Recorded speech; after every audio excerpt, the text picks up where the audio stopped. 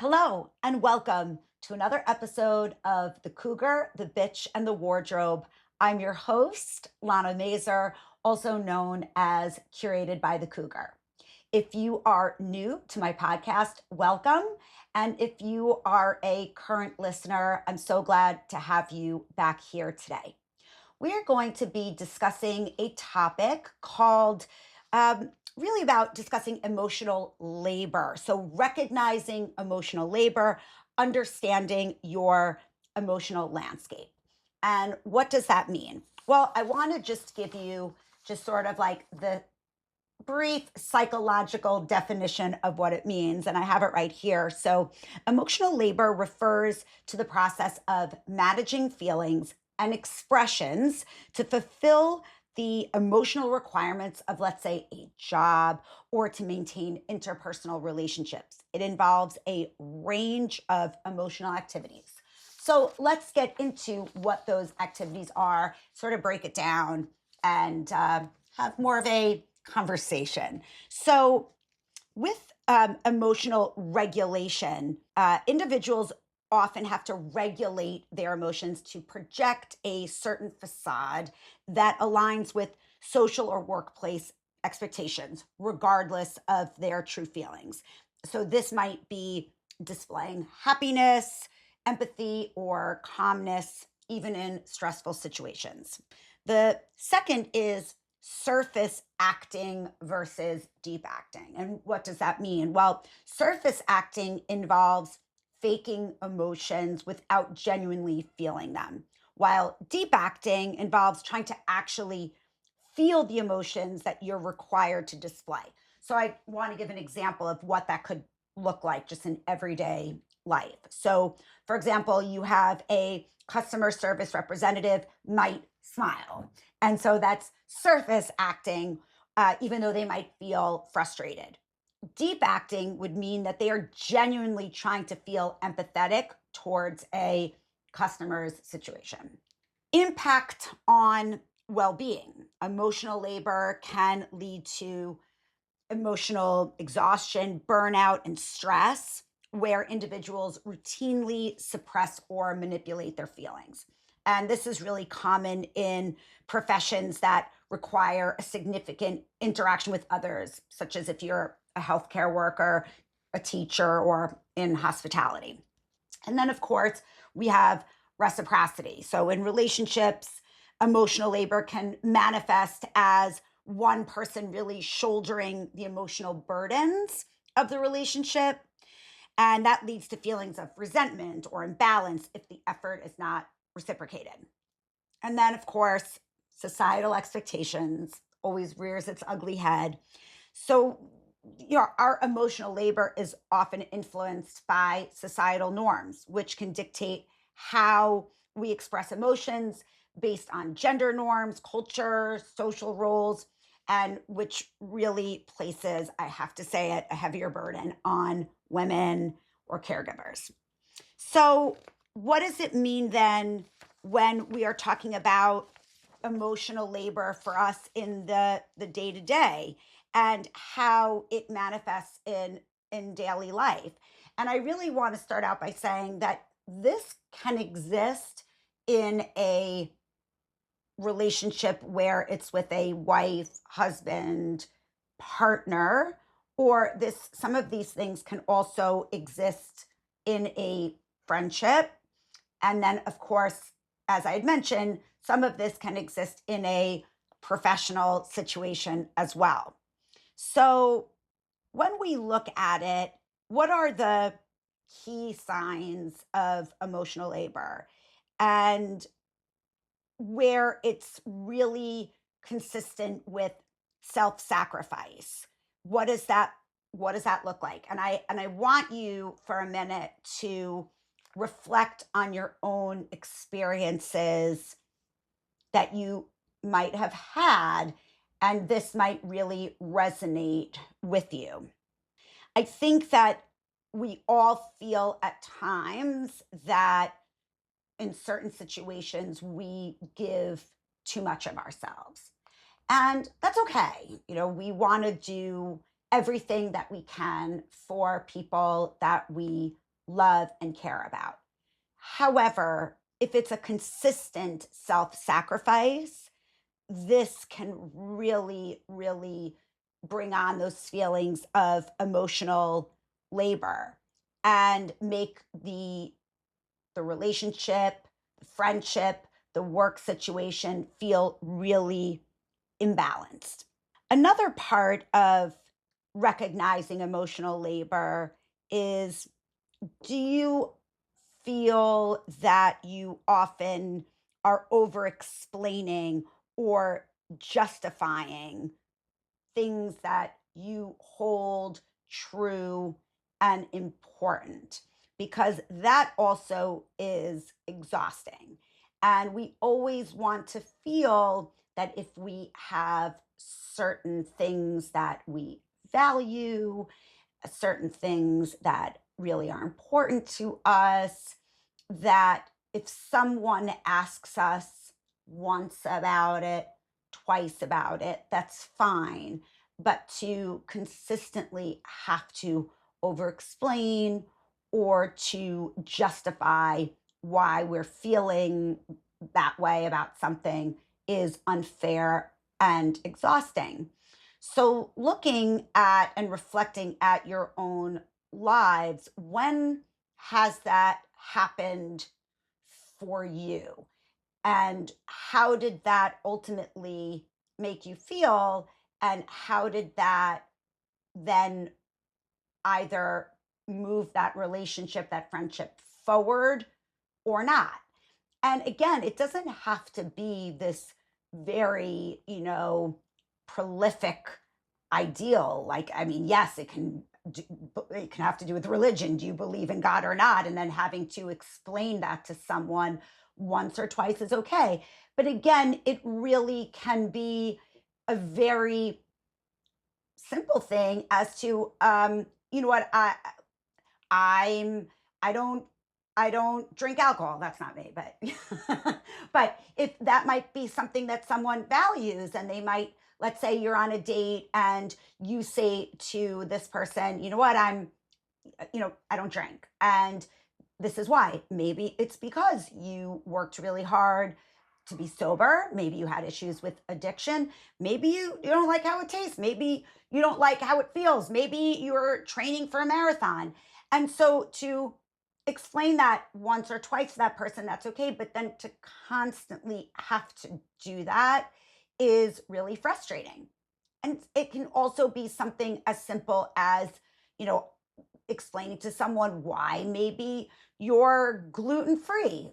Maybe it makes you feel sick. Maybe you are trying to eliminate things that cause inflammation, and you don't know if it's gluten or not. Whatever it is, I'm just trying to say it's that the over explaining or justifying can be really annoying.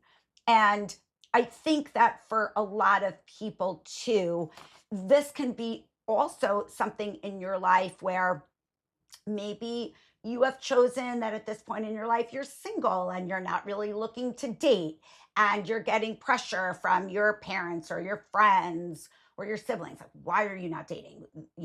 Like, if you're, I don't know, people also like to project their own inner workings, their own stuff on you.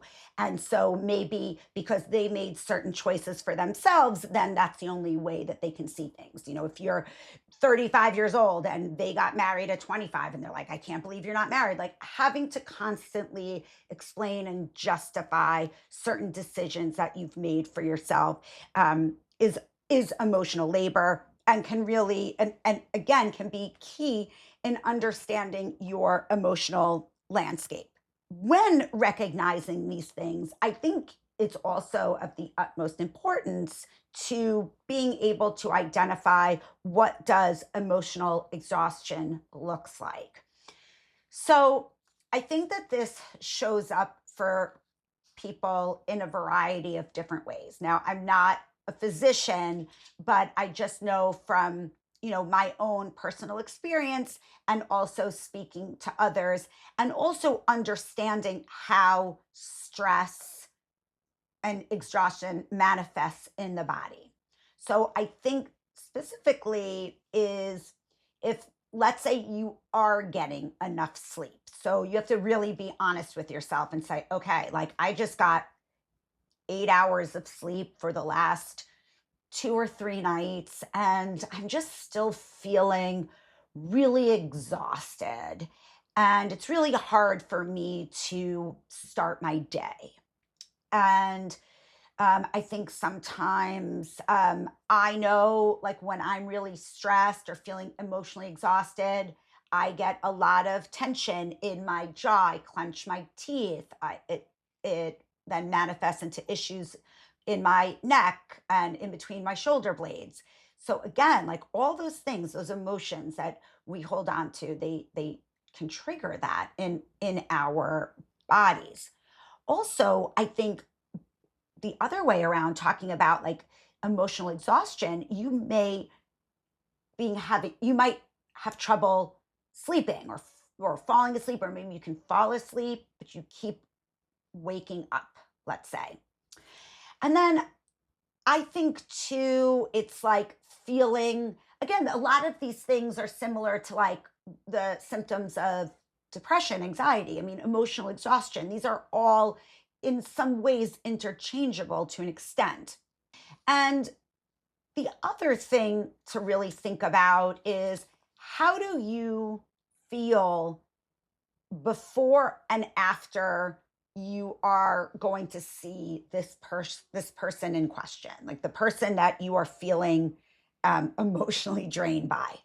So something to really pay attention to is, if the anticipation of seeing that person is stressing you out and making you feel exhausted, you need to really pay attention to that. And then, in addition to that, after seeing that person, do you also feel tense, exhausted, stressed out? Now, there are people that are involved in our day to day that potentially have that effect on us, and we may not be able to do anything about it. And what I mean by that is, maybe this person in question is your boss. So it's kind of like, well, can you leave this job and find something else? If you can't, then it's really on you to find other ways of managing and dealing with your emotional landscape and understanding how to manage your exhaustion. But if this is someone that you do have control over interacting in your life, well, that's really quite different. So if it's a friend or a partner or even a family member, then it's really important that you can communicate that to this person and give them the opportunity to behave otherwise. If they don't, then that's, of course, a larger conversation for another time. But I do think that it's really important to be able to identify, yes, this is someone that I can manage this and have a conversation, or if not, then you have to really look inwards and find a way to manage this so that your day to day in your workplace is not so horrible.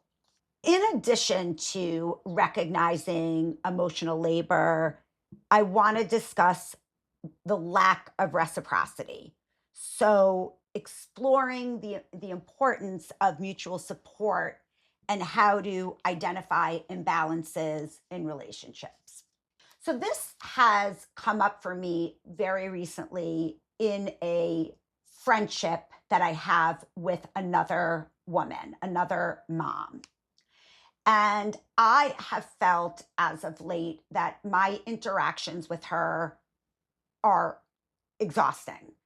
I find that there is no reciprocity, and I and I enjoy my friends in a way where there should be this mutual back and forth, and I got you, you got me, I'm here for you, you're here for me. What's going on in your life? What's going on with you? Let's have this kind of dynamic.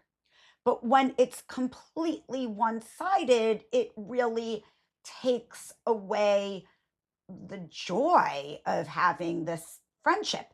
Now, of course, there are situations where something happens to your friend or to yourself, and the dynamic can shift and it can be more one sided. Of course, that is life, and people go through troubling times. You want to be there to support them. Absolutely. But what happens if that support goes on and on and on for months? And when you, or I should say, when I have interactions with this person, it's all about her relationship with her boyfriend, her relationship with work, her frustration, her anxiety, her not feeling well. It is a constant thing. And I really started to think about this also because as I've developed my brand and really started doing my podcast, and now I've been doing the podcast since May and doing it very consistently, that that's given people in my life, friends in my life, a really decent opportunity to listen to my podcast. I'm not saying that you have to tune in every week, but I don't know, listen to an episode or two, give me your feedback. I mean, I know that I would be interested if one of my friends had a podcast. I would want to hear what he or she had to say, and I'd want to support them. So it's weird for me now that, like, this one person that I'm referring to hasn't listened to one episode. And I have a few friends like this, which I'm trying to understand that more and more. Why? But this one person, not only have I sent it to her and said, hey, it would be really helpful for me. I'm trying to grow my following. Can you listen and write me a review? That would be super helpful. And like, crickets. And then I have an event that I'm really excited about, very proud of. That's going to be happening here in Montclair in February. I put together an Eventbrite invite with all the information and sent it to her. No response, like not even like congrats or this looks great. I mean, nothing. So, but when she needs something from me, then I respond, and I've always been there to support her.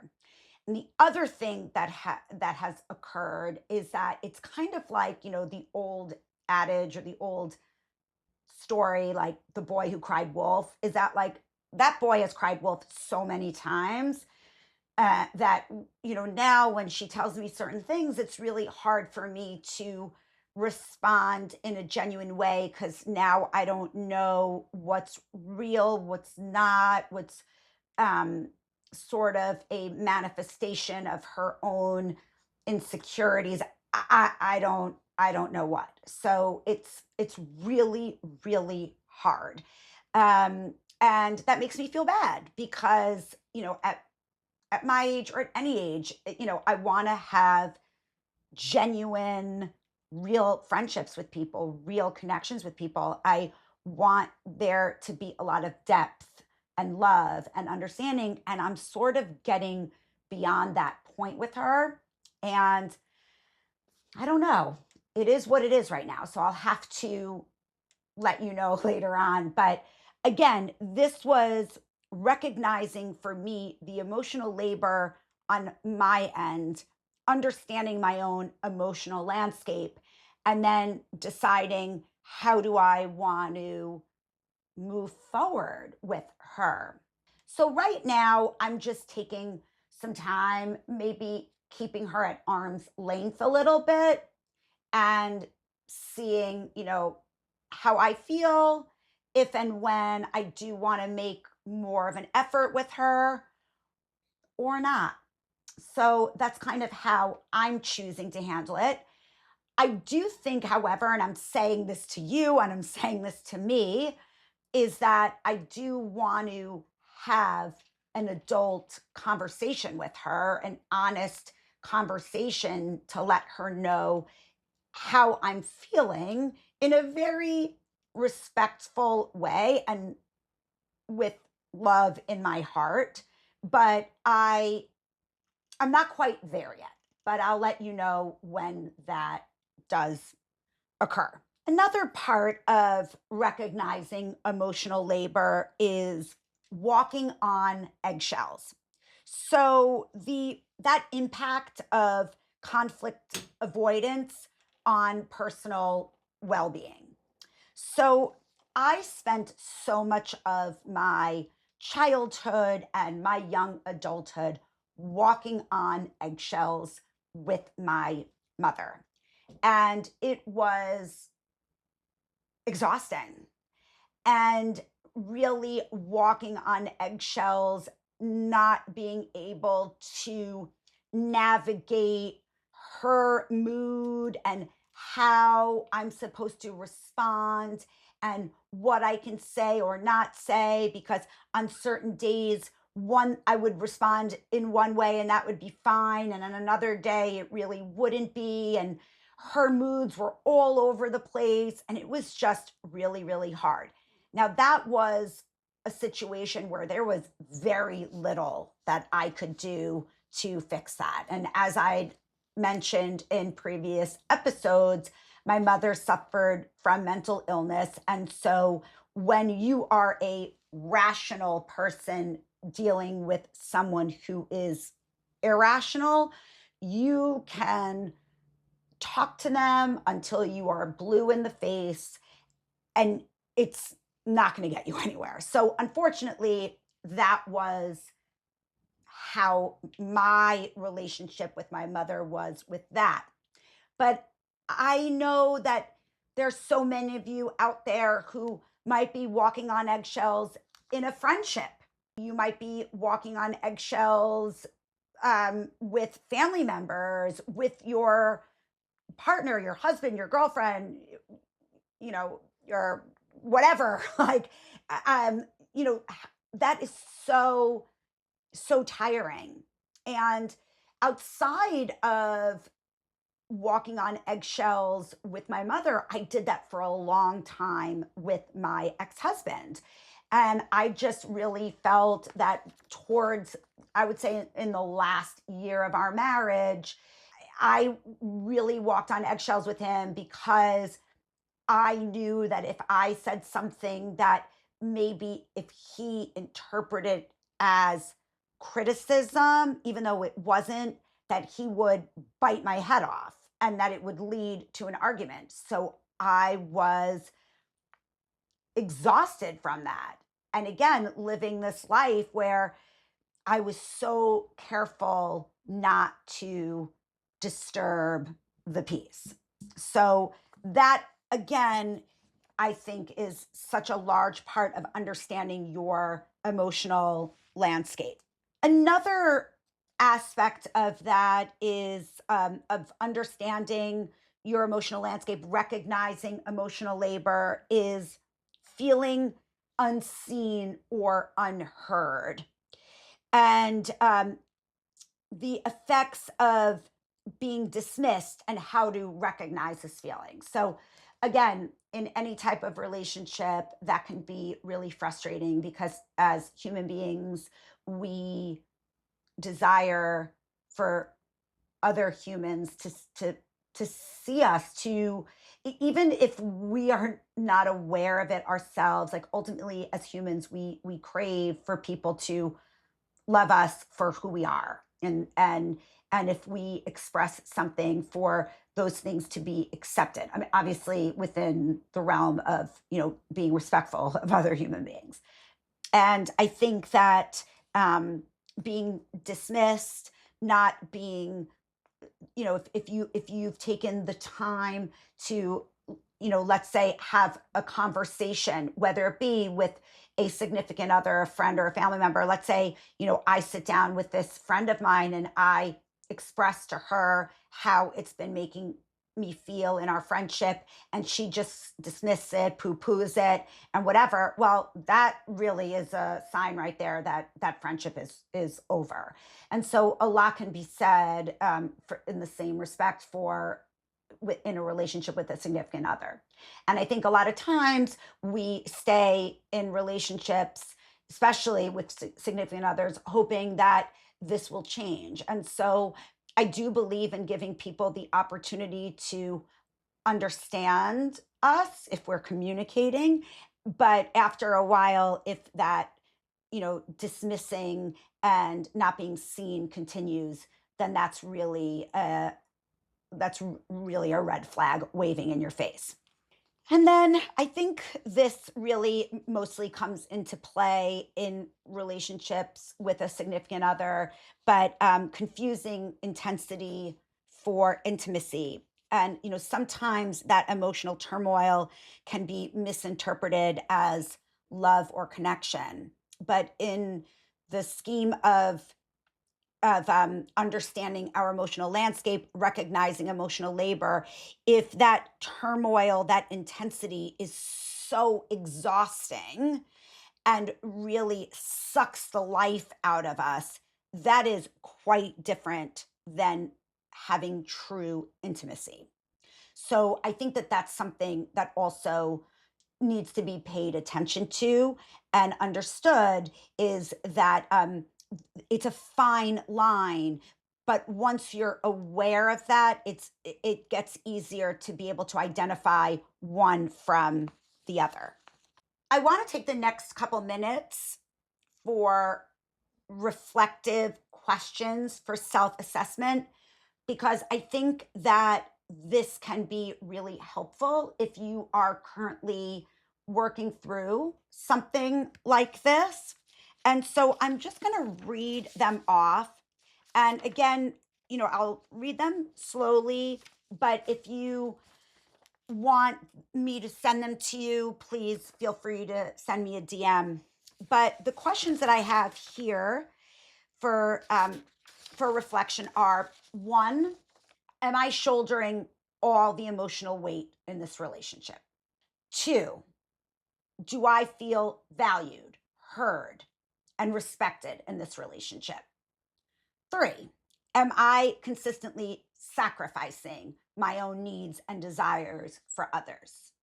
Four, can you journal or meditate on these things to gain insight?